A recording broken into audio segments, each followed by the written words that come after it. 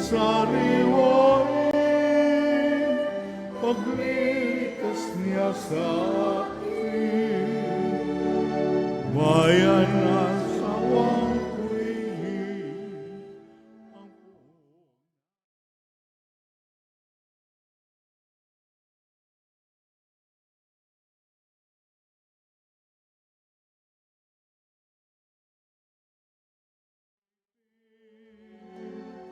Bayan magtipon, awit ka ng Panginoon, sa piging sariwain, paglikas niya sa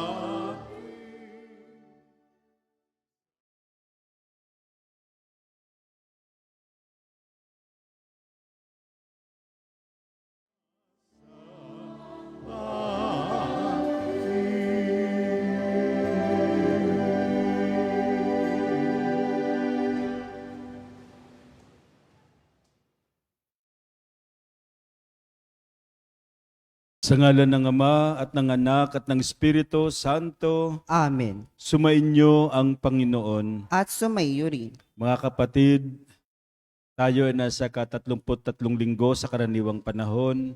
Sa ating pagtitipon ngayon, magpasalamat tayo sa Diyos, sa Kanyang kabutihan, sa lahat ng biyaya at pagpapala na ating natanggap. Sa ating misa ngayon, itaas natin sa Diyos ang ating mga hinihiling, ang ating mga pagsusumamo. Isama natin sa ating panalangin ang ating mga mahal sa buhay, ang ating mga kapamilya, kamag-anak, kaibigan, mga taong pinagkakautangan natin ng loob, mga taong tumutulong sa atin, sumusuporta sa ating mga gawain.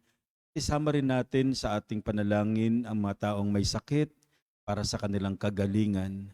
At upang tayo maging karapat-dapat gumanap sa banal na pagdiriwang, lumapit tayo sa Diyos na may pagsisisi, aminin muna natin ang ating mga pagkakamali, ang ating mga kasalanan. Sabay-sabay tayo, inaamin ko. At sa inyo, mga kapatid, na lubha akong nagkasala sa isip, sa salita at sa gawa, at sa aking pagkukulang. Kaya isinasamo ko sa mahal na Birheng Maria, sa lahat ng mga anghel at mga banal, at sa inyo, mga kapatid, na ako'y panalangin sa Panginoong ating Diyos. Kahawaan tayo ng makapangyarihang Diyos, patawarin tayo sa ating mga kasalanan, at patnubayan tayo sa buhay na walang hanggan. Amen.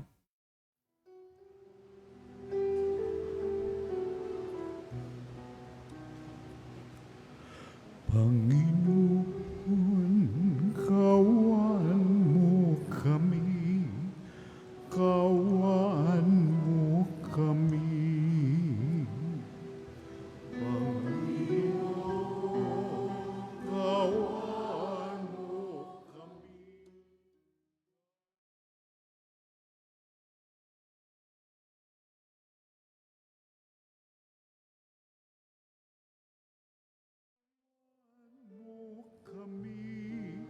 Kawan mo kami.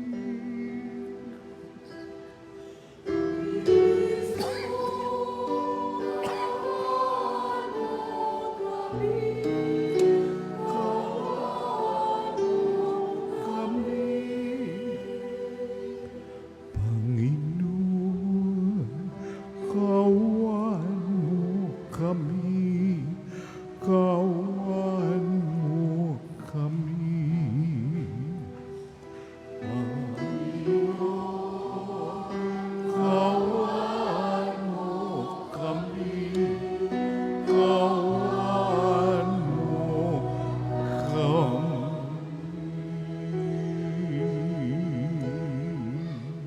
Papuri sa Diyos sa kaitaasan.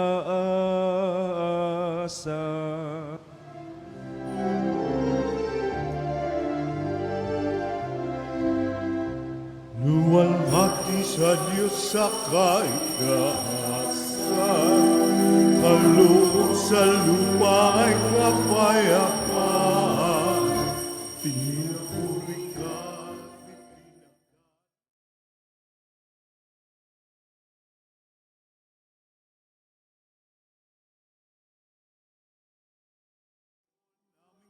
Sa bang makapangyarihan, Panginoong Jesucristo, anak ng Diyos, Kordero ng Ama, ikaw galis ng kasalanan ng sanlibutan. Tanggapin mo ang aming kahilingan, ikaw na nanuluklok sa kanan ng Ama.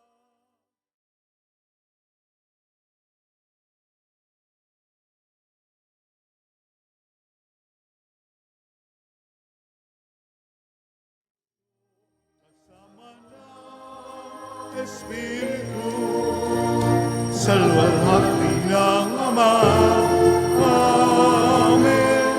Amen. Amen. Amen.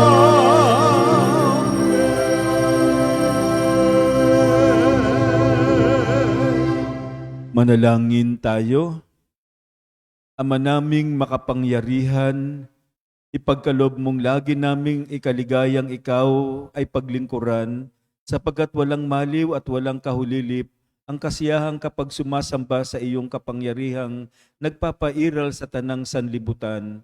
Sa pamamagitan ni Jesucristo kasama ng Espiritu Santo, magpasawalang hanggan. Amen. Umupo po ang lahat. Nagtatapos sa isang awit ng papuri para sa huwarang ina at asawa ang aklat ng mga kawikaan. Inilalarawan siya bilang babaeng ginagamit ang kanyang mga talento para sa ikabubuti ng kanyang pamilya at ng mga mahihirap. Pagbasa mula sa aklat ng kawikaan.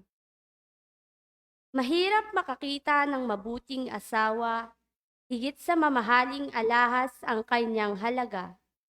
Lubos ang tiwala ng kanyang asawa at saganang pakinabang ang makakamit niya. Pinaglilingkuran niya ang kanyang asawa habang sila'y nabubuhay. Pawang kabutihan ang ginagawa at di kasamaan. Wala siyang tigil sa paggawa, hindi na halos nagpapahinga. Humahabi ng kanyang lino at saka ng lana. Siya'y gumawa ng mga sinulid at humahabi ng sariling damit. Patulungin siya sa mahirap at sa nangangailangan ay bukas ang palad. Magdaraya ang pang-akit at kumukupas ang ganda. Ngunit hindi ang babaeng may takot sa Panginoon ay pupurihin ng balana. Ibunton sa kanya ang lahat ng parangal, karapat-dapat siya sa papuri ng bayan. Ang salita ng Diyos. Salamat sa Diyos.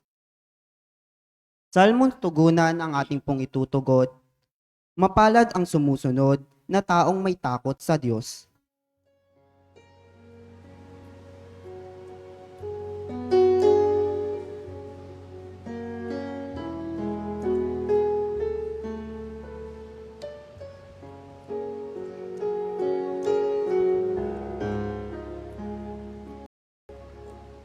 Mapalad ang sumusunod na taong may takot sa Diyos.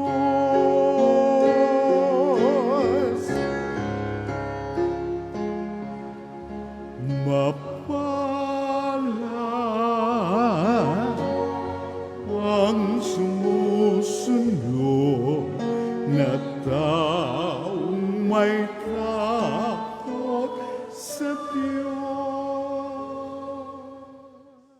Mapalad ang bawat tao na sa Diyos ay may takot. Ang maalab na adhikai sumunod sa kanyang utos. Hindi siya magkukulang sa anumang kailangan. Ang buhay ay maligaya at uunlad ang kanyang buhay. Mapalad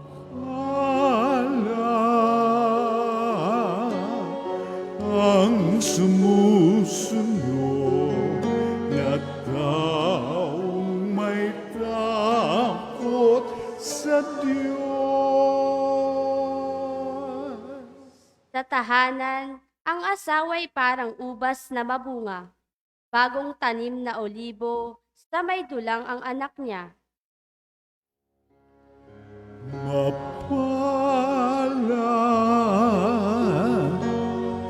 ang sumusunod na taong may takot sa Diyos. Ang sino man kung ang Diyos buong pusong susundin, buhay niya ay uunlad at laging pagpapalain. Mula sa Siyon, pagpapala nawa ng Diyos ay tatanggapin at makita habang buhay pag-unlad ng Jerusalem. Mapalad ang sumusunod na taong may takot sa Diyos.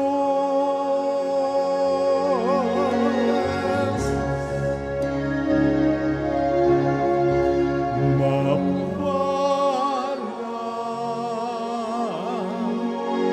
ang sumusunod na taong may takot sa Diyos.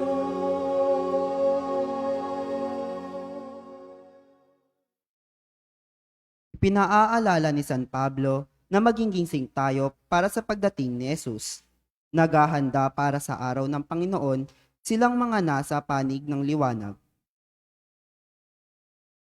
Pagbasa mula sa unang sulat ni Apostol San Pablo sa mga taga-Tesalonika. Mga kapatid, hindi na kailangan isulat ko pa sa inyo kung kailan magaganap ang mga bagay na ito, sapagkat alam na ninyo ang pagdating ng araw ng Panginoon ay tulad sa pagdating ng magnanakaw kapag sinabi ng mga tao, tiwasay at panatag ang lahat, biglang darating ang kapahamakan. Hindi sila makakaiwas sapagkat ang pagdating nito ay tulad ng pagsumpong ng pagdaramdam ng babaeng manganganak. Ngunit hindi kayo mabubuhay sa kadiliman, mga kapatid, kaya't hindi kayo mapipikla sa araw na yon na darating na parang magnanakaw. Kayong lahat ay kabilang sa panig ng kaliwanagan, sa panig ng araw, hindi sa panig ng kadiliman o ng gabi, kaya nga kailangan tayo'y manatiling gising, laging handa at malinaw ang isip di tulad ng iba. Ang salita ng Diyos. Salamat sa Diyos, tumayo po ang lahat.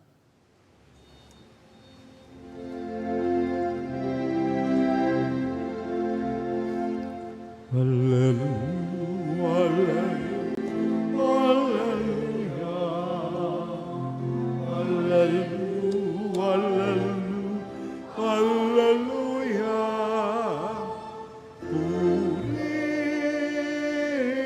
ang Diyos.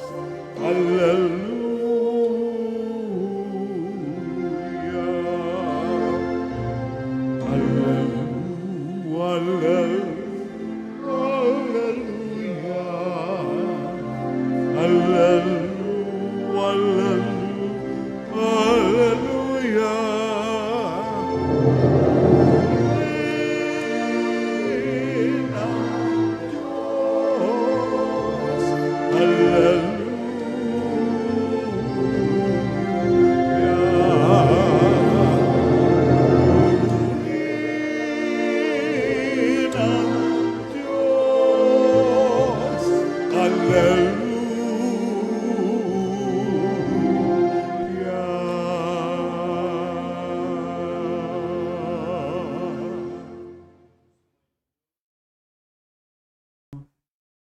Sumainyo ang Panginoon. At sumayo rin.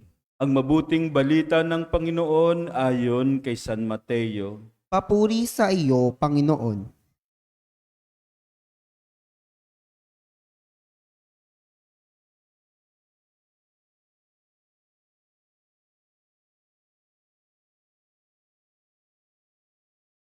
Noong panahong iyon, sinabi ni Jesus sa kanyang mga alagad ang talinghagang ito. Ang paghahari ng Diyos ay maitutulad dito. May isang taong maglalakbay, kaya tinawag niya ang kanyang mga alipin at ipinagkatiwala sa kanila ang kanyang ari-arian. Binigyan niya ng salapi ang bawat isa ayon sa kanya-kanyang kakayahan. Binigyan niya ang isa ng 5,000 piso, ang isa na may 2,000 piso, at ang isa pa ay 1,000 piso. Pagkatapos ay umalis. Umayo agad ang tumanggap ng 5,000 piso at ipinangalakal iyon. At nagtubo siya ng 5,000 piso. Gayon din naman ang tumanggap ng 2,000 piso ay nagtubo ng 2,000 piso. Ngunit ang tumanggap ng 1,000 piso ay humukay sa lupa at itinago ang salapi ng kanyang Panginoon. Pagkaraan ng mahabang panahon, bumalik ang Panginoon ng mga aliping iyon at pinagpagsulit sila. Lumapit ang tumanggap ng 5,000 piso, wika niya, Panginoon, heto po ang 5,000 piso na bigay ninyo sa akin. Heto pa po ang 5,000 piso na tinubo ko. Sinabi sa kanya ng Panginoon, magaling, tapat at mabuting alipin. Yamang naging tapat ka sa kaunting halaga, pamamahalain kita sa malaking halaga. Makihati ka sa aking kagalakan. Lumapit ang tumanggap ng 2,000 piso at ang sabi, Panginoon, heto po ang ibinigay ninyong 2,000 piso. Heto naman po ang 2,000 pisong tinubo ko. Sinabi ng kanyang Panginoon, magaling, tapat at mabuting alipin. Naging tapat ka sa kaunting halaga, kaya pamamahalain kita sa malaking halaga. Makihati ka sa aking kagalakan. At lumapit naman ang tumanggap ng 1,000 piso. Alam ko pong kayo'y mahigpit, aniya. Gumagapas kayo sa hindi nyo tinamnan at nag-aani sa hindi ninyo hinasikan. Natakot po ako, kaya't ibinaon ko sa lupa ang inyong salapi. Heto na po ang 1,000 piso ninyo. Masama at tamad na alipin, tugon ng kanyang Panginoon. Alam mo palang gumagapas ako sa hindi ko tinamnan at nag-aani sa hindi ko hinasikan. Bakit hindi mo iyon inilagak sa bangko? Di sana'y may nakuha akong tubo ngayon. Kunin ninyo sa kanya ang 1,000 piso at ibigay sa may 10,000 piso. Sapagkat ang mayroon ay bibigyan pa at mananagana. Ngunit ang wala, kahit ang kakaunting nasa kanya, ay kukunin pa. Itapon ninyo sa kadiliman sa labas ang aliping walang kabuluhan. Dooy tatangis siya at magngangalit ang kanyang ngipin. Mga kapatid, ang mabuting balita ng ating kaligtasan. Pinupuri ka namin, Panginoong Hesukristo. Umupo po ang lahat. Ang sabi ng ating ebanghelyo, pinili ng master o amo itong 3 kanyang pinagkatiwalaan ng salapi. Marahil kilala niya ang mga ito. Nagtrabaho sa kanyang mga ito, kaya kahit papaano kilala niya itong kanyang mga alipin. Yung 1,000, malaking halaga na sa panahon ni Jesus. Kahit nga nung panahon ng ating mga lolo't lola, di ba? Pagkano lang ang pamasahe noon, pagkano lang ang bigas. 1,000, malaki-laki na. Lalo na sa panahon ni Jesus. No? Yung isa binigyan ng 5,000 piso. Yung isa ng pangalawa naman, 2,000 piso. At ang pangatlo, 1,000. At ang sabi ng Ebanghelyo, ito'y ayon sa kanilang kakayahan according to their own ability. Ibig sabihin, kilala nga talaga niya ang kanyang mga alipin. Nakilatis na niya sila. At ang sabi ng Ebanghelyo, nang bumalik ang amo pagkatapos ng mahabang panahon, yung pinagkatiwalaan niya ng 5,000 piso at ang 2,000 piso, ay napalago ito. Diba? Kaya pinamahalaan pa niya ng malaking halaga. Pinagkatiwalaan ito ng mas malaking responsibilidad. Ibig sabihin, the one who is proven trustworthy is entrusted with greater responsibility. Greater responsibility means greater trust. Kapag pinagkatiwalaan tayo, bibigyan tayo ng mas malaking responsibilidad. 2 punto ang gusto kong i-propose para sa ating maikling pagninilay. Unahin natin yung pangatlong binigyan ng amo ng 1,000 piso. Dahil pinili siya ng amo, pinagkalooban ng kayamanan, ibig sabihin kahit papaano, pinagkatiwalaan siya. Kahit 1,000 lang ang kanyang ibinigay sa kanya. Siguro, ang kaya lang niya ay 1,000. Diba? According to their own ability. Pero ang tanong, bakit niya inilibing yung ibinigay na salapi, yung pinagkatiwala? Alam niyo po, hindi lang ang amo ang may tiwala sa mga alipin. Yung mga alipin ay may tiwala rin sa kanilang amo. At ginagawa yung intensyon ng kanilang amo. Kung nasira ang tiwala ng amo sa alipin dahil ibinaon sa lupa, mas naunang nasira sa palagay ko ang tiwala ng alipin sa kanyang amo. Kasi bakit? 2 bagay ang maaring dahilan.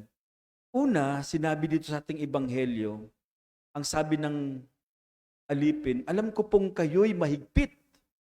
Gumagapas kayo sa hindi nyo tinamnan at nag-aani kayo sa hindi nyo hinasikan. Ibig sabihin na kondisyon ng kanyang isip tungkol sa kanyang amo na medyo unfair. No?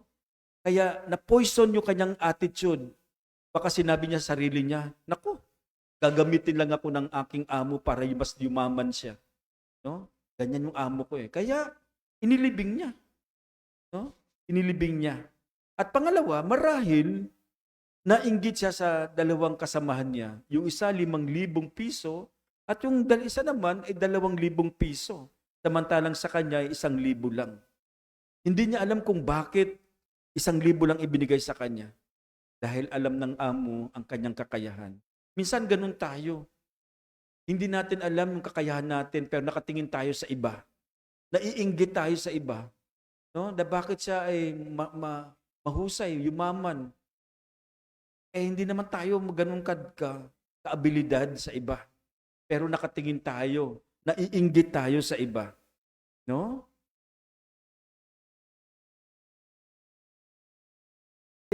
Itong dalawang pinalago nila. Malay mo, kung binigyan, kung inayos lang sana niya yung ibinigay sa kanya, no? Kung napagkatiwalaan siya, baka pagdating ng amo niya, bigyan siya ng mas malaki. Kaya lang parang naunang nasira yung tiwala niya sa kanyang amo. Nalason siya ng kanyang pag-iisip. Kung ipinakita lang sana niya na kahit maliit yung binigay sa kanya, pero inayos niya at ginamit niya ng maigi, ay pagkakatiwalaan siya pa rin, no? Sa malaking bagay. Alam niyo po, habang binabasa ko to, meron akong kakilala sa high school. Mahirap lang sila. Pero itong kakilala ko, schoolmate ko, kapag weekend, Sabado at Linggo, nagtitinda siya para may baon siya. Nagtitinda siya. At nakatapos kami ng high school. Pag college, nag-working student. Pero ngayon, super yaman na niya. Naging engineer siya sa ibang bansa at marami na siyang pera. Yung maliit na pinagkatiwala siguro sa kanya, inayos niya. Na kahit kakaunting ibinigay, kasi mahirap lang siya, pero pinalago niya ito. No? If we may only make the most out of it, pwede tayong maging successful. Kahit kaunti lang ang ibinigay sa atin. At isa pa, wag nating tatawagin yung kaunti na wala. Minsan hihingi sa'yo, kahit meron ka, sasabihin mong wala. Yung kaunti, meron. Hindi wala yung meron. No?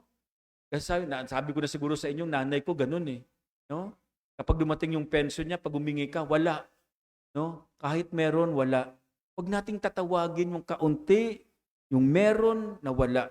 Kasi kapag yan ay tinabi mong wala, wala ka talagang mararating. Kapag ang kaunti, tinabi mong wala, makukondisyon ng isip mo na wala. Kaya what really matters is the attitude, our attitude. Kaya wag tayong mainggit. And we just have to be grateful for what we have and we make the most out of it. Palaguin natin kung anong meron tayo, kahit kaunti. Now, tingnan din natin itong 5,000 at 2,000 na kaalipin na binigyan ng kanilang amo, no? Who prove themselves trustworthy na mapagkakatiwalaan. Marahil kilala din nila yung kanilang amo, itong mga alipin na ito. At alam nila na very demanding ang kanilang amo at mahigpit. Pero it does not hinder them to do good. Kahit alam nilang mahigpit yun, no? Kasi meron naman talaga tayong sa Bisaya, apan. Meron tayong mga apan. Meron tayong, hindi man tayo perfectong tao. Yung amo niya siguro mahigpit at hindi naman ganong perfectong tao. Marahil ang dalawang ito ay puno ng pagpapasalamat dahil pinagkatiwalaan sila. Inisip nila sa dami-daming pwedeng pagkatiwalaan, sila pang dalawa. Kaya puno sila ng pagpapasalamat. Kaya siguro isip nila, gagawin ko ang lahat para mapalago ko ito dahil pinagkatiwalaan ako. Maganda kung meron tayong ganitong attitude. Puno ng pagpapasalamat dahil biniyayaan tayo. Alam niyo po, merong study na ginawa itong mga players sa Olympics. No? May ginawa sa University of Iowa na itong silver medalist, ikunumpara itong mga bronze medalist.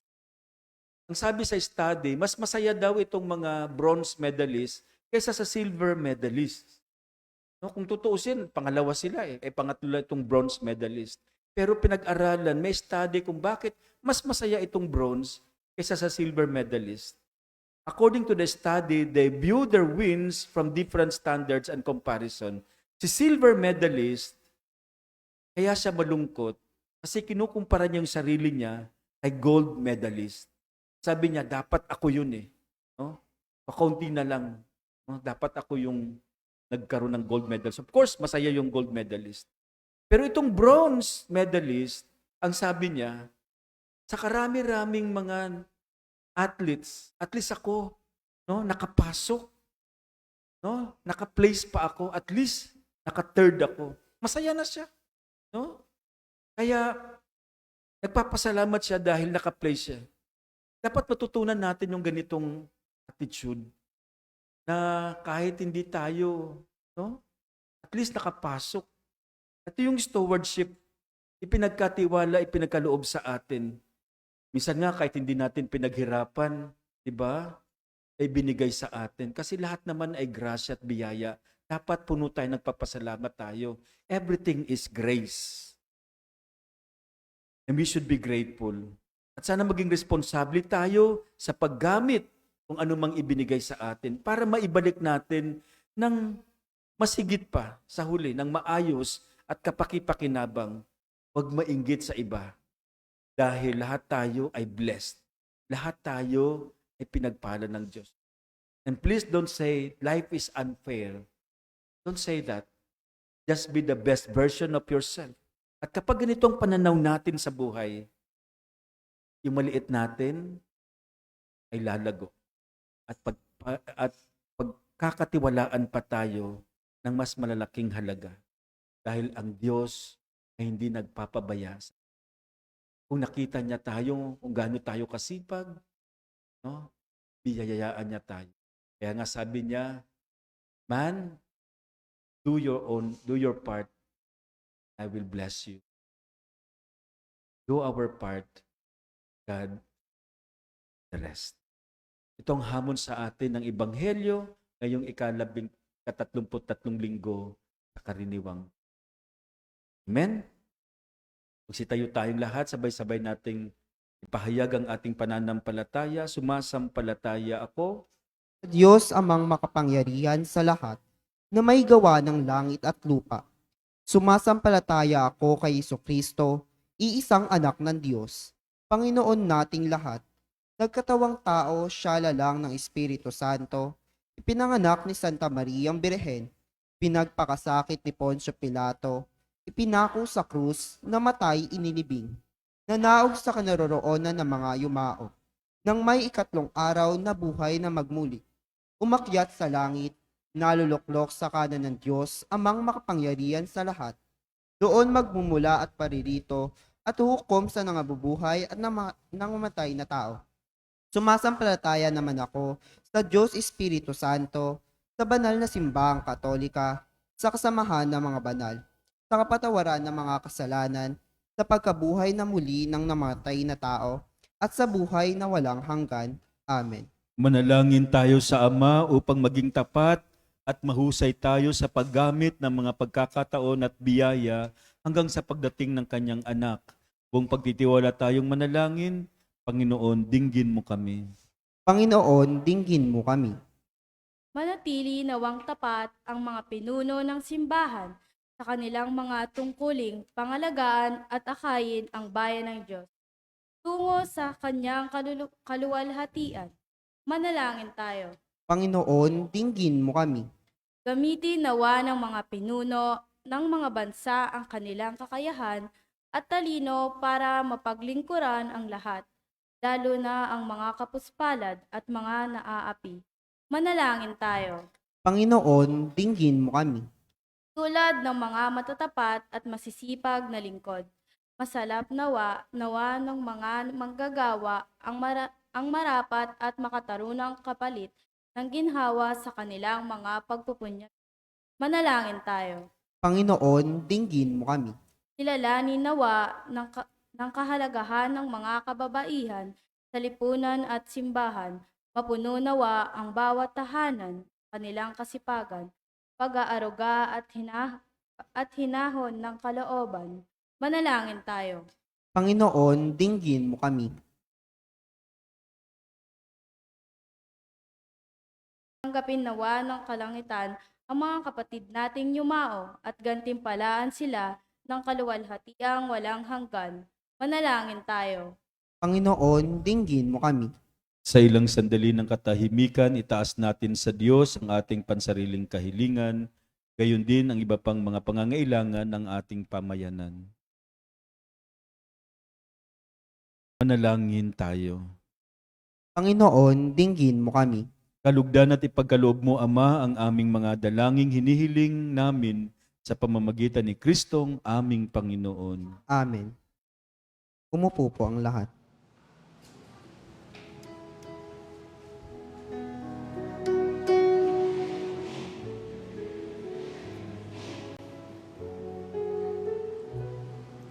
Ang himig mo, ang awit ko, lahat ng ito'y nagmula sa iyo.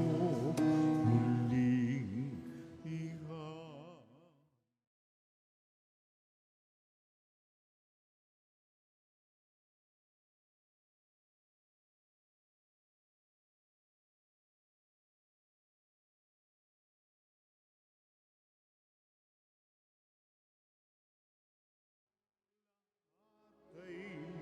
Biyayang aming inampun, aming buhay at kakayahan, ito'y para lamang sa iyong kalwalhati.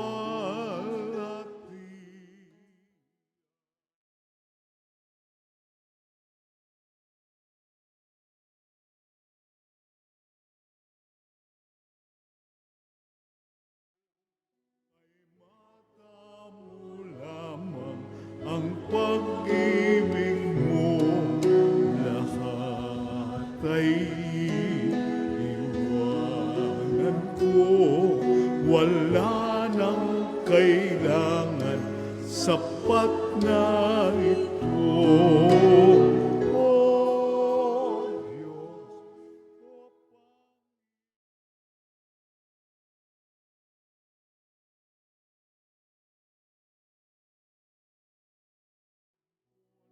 aming buhay at kakayahan, ito'y para lamang sa iyo, kalwalhatian.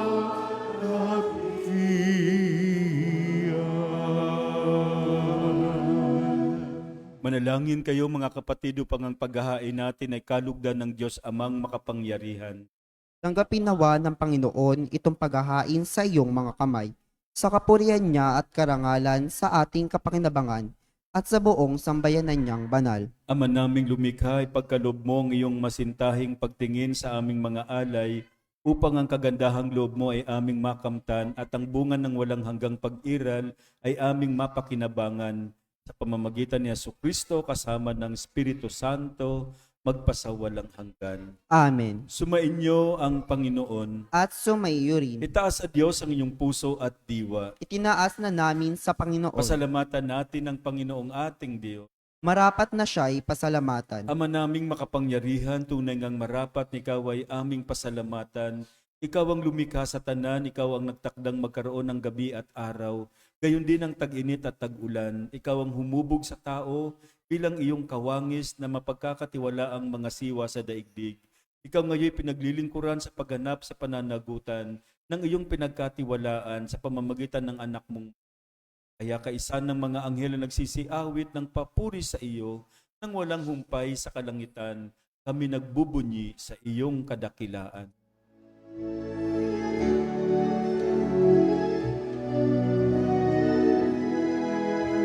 Santo, Santo, Santo, Diyos makapangyarihan, napupuno ang langit at lupa ng kaluwalhatian.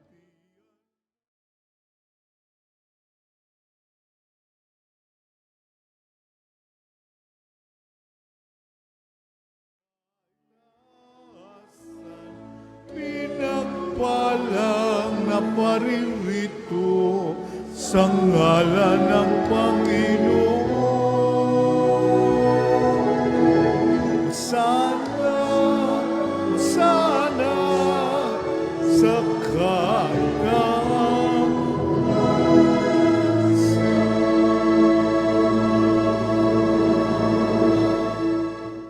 Ama naming banal, ikaw ang bukal ng tanang kabanalan, kaya't sa pamamagitan ng iyong Espiritu, gawin mong banal ang mga kaloob na ito, upang para sa amin maging katawan at dugo ng aming Panginoong Hesukristo.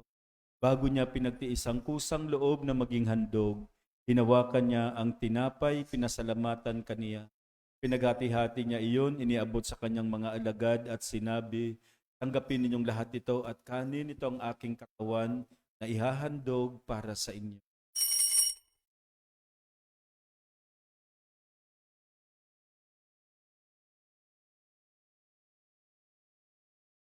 Hindi naman nung matapos ang hapunan, hinawakan niya ang kalis. Muli kanyang pinasalamatan. Iniabot niya ang kalis sa kanyang mga alagad at sinabi, tanggapin ninyong lahat ito at inumin ito ang kalis ng aking dugo, ng bago at walang hanggang tipan. Ang aking dugo na ibubuhos para sa inyo at para sa lahat. Sa kapagpapatawad ng mga kasalanan, gawin ninyo ito sa pag-alaala.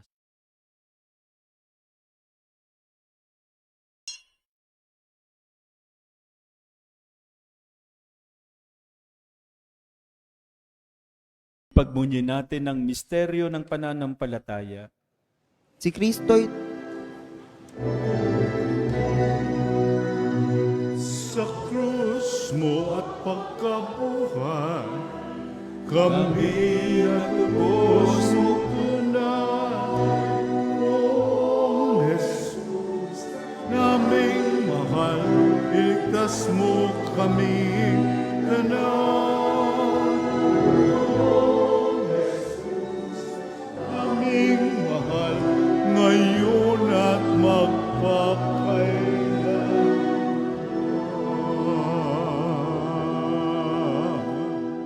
Ama, ginagawa namin ngayon ang pag-alaala sa pagkamatay at muling pagkabuhay ng iyong anak, kaya't iniaalay namin sa iyo ang tinapay na nagbibigay buhay at ang kalis na nagkakaloob ng kaligtasan. Kami nagpapasalamat dahil kami iyong minarapat na tumayo sa harap mo para maglingkod sa iyo. Isinasamo namin kami magsasalo-salo sa katawan at dugo ni Kristo, ay mabuklod sa pagkakaisa sa pamamagitan ng Espiritu Santo. Amalingapin mo ang iyong simbahang laganap sa buong daigdig. Puspusin mo kami sa pag-ibig kaisa ni Francisco na aming Papa, ni Jose na aming Obispo at ng Tanang Kaparian. Alalahanin mo rin ang mga kapatid naming nahimlay nang may pag-asang sila'y muling mabubuhay, gayon din ang lahat ng mga pumanaw. Kawan mo sila at patuloyin sa iyong kaliwanagan. Kawan mo at pagindapatin kaming lahat na makasalo sa iyong buhay na walang wakas. kaisa ng mahal na Birheng Maria na ina ng Diyos, si San Jose ang kanyang butihing kabiyak, kaisa ng mga apostol at ng lahat ng mga banal na namuhay dito sa daigdig ng kalugod-lugod sa iyo, may pagdiwang nawa namin ang pagpupuri sa ikararangal mo sa pamamagitan ng iyong anak na aming Panginoong Hesukristo. Sa pamamagitan ni Kristo, kasama niya at sa Kanya, ang lahat ng parangal at papuri ay sa iyo, Diyos Ama, makapangyarihan, kasama ng Espiritu Santo, magpasawalang hanggan.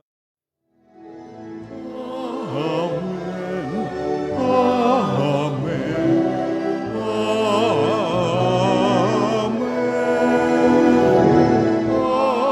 Amen.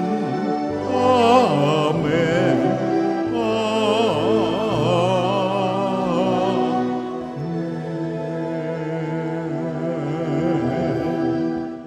Sa tagubilin na gagaling na utos at turo ni Jesus na Panginoon natin at Diyos, ipahayag natin ang lakas loob.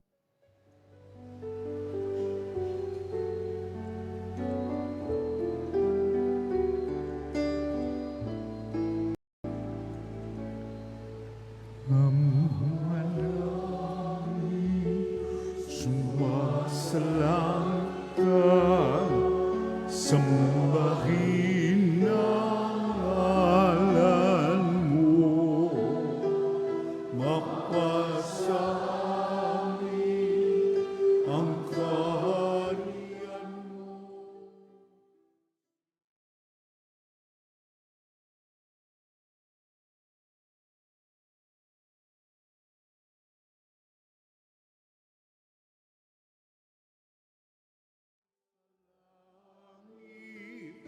Bigyan mo po kami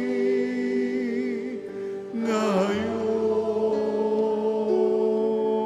ng aming kakanin sa araw-araw at pagkawarin mo kami.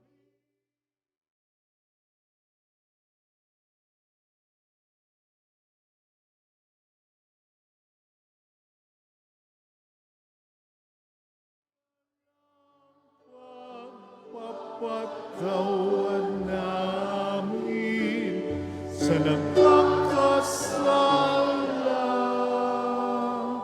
sa amin, at huwag mo kaming ipagdulot sa tukso, at yagya mo kami sa lahat ng masama.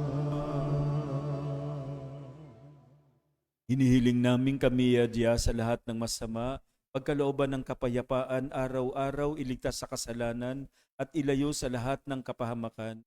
Samantalang aming pinananabikan ng dakilang araw ng pagpapahayag ng tagapagligtas naming si Jesucristo. Sapagkat sa iyong kaharian, kapangyarihan at kapurihan, ngayon at magpakailanman.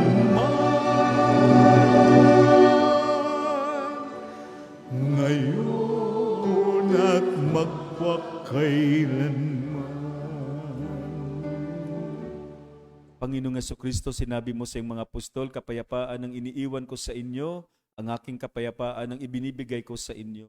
Tunghayan mong aming pananampalataya at wag ang aming pagkakasala. Pagkalooban mo kami ng kapayapaan at pagkakaisa ayon sa iyong kalooban, kasama ng Espiritu Santo magpasawalang hanggan. Amen.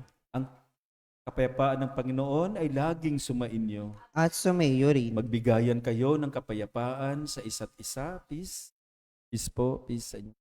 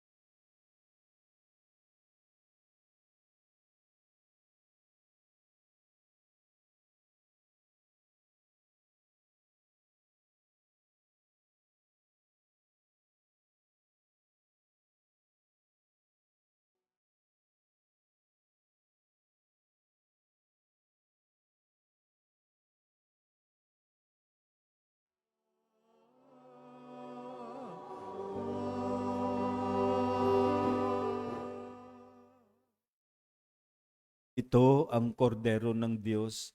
Ito ang nag-aalis ng mga kasalanan ng sanlibutan.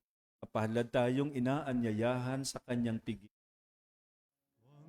Noon hindi ako karapat-dapat na magpatuloy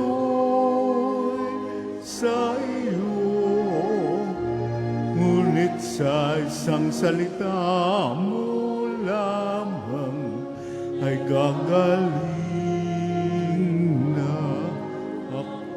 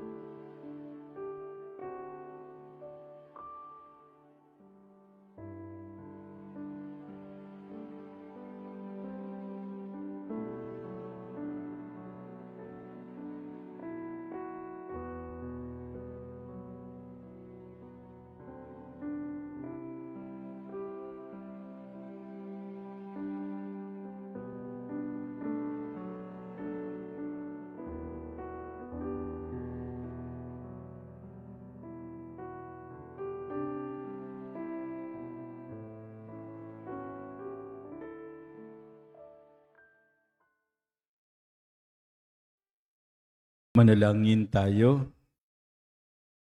Ama naming mapagmahal, sa pinagsaluhan naming banal na pakikinabang, ang amin nawang pag-ibig ay lalong madagdagan ng ginawa namin sa pag-aalaala sa anak mong mahal na nag-utos ipagdiwang ang huling hapunan sa pamamagitan ni Jesucristo kasama ng Espiritu Santo, magpasawalang hanggan. Amen. Magsiupo muna tayo sumandali. Maraming salamat sa lahat ng narito at nakiisa sa ating banal na misa, sa mga nag-serve, naglingkod, at sa naghanda para sa ating pagdiriwang. Maraming salamat po. Magsitayo na po tayong lahat. Sumainyo ang Panginoon. At sumayo rin. Magsiyuko kayo at samantalang inagawad ang pagbabasbas, Ama naming mapagpala, patnubayan mo ang mga pagsisikap ng iyong sambayanan upang sundin nila ang kalooban mo at pakundangan sa iyong pangako, marapatin mong kamtin ang kahilingan ng tanang dumadalangin sa pamamagitan ni Jesucristo kasama ng Espiritu Santo, magpasawalang hanggan. Amen. At ang pagpapala ng makapangyarihang Diyos Ama, Anak at Espiritu Santo ay manaog nawat mamalagi sa inyo, magpasawalang hanggan. Amen. Natapos ang ating misa, tumanggap kayo ng pagpapala mula sa Diyos. Umayo kayo at ipamahagi ang mga pagpapalang iyan sa inyong kapwa. Salamat sa Diyos.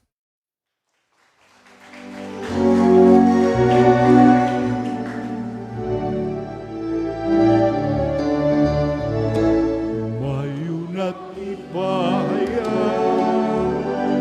kanyang pagkalinga kabang sa buhay pag-ibig at katarungan, tanda ng kanyang kaharian sa panahong tiyangang